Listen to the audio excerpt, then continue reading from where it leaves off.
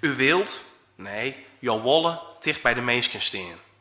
Gaf u in december in een interview aan in de Leeuwarden Courant. En dat is ook echt wat nodig is in dit land. U bent een bestuurder met een hoog moreel besef. Bereikbaar voor iedereen.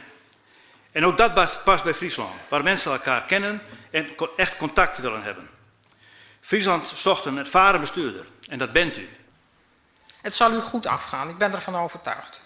En die overtuiging maakt ook dat ik heel graag de hamer zometeen in uw handen geef. Maar ik vind het ook fijn, Arno, dat ik dat aan jou mag doen.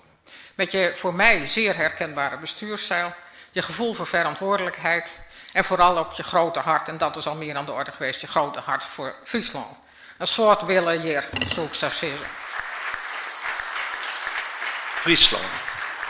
Net alleenig het beste land van Lierde, maar ook de grootste provincie. Maar een groot verskaat aan landschapsdelen.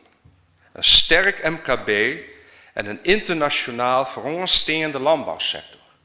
Ik hoop je dat je mij die het gunnen, maar vooral dat je mij de ruimte jouwen om dit ambt zo in te kleuren, dat ik uit mijn menskwijze waai tjens bewijzen kan om Friesland en zijn inwoners.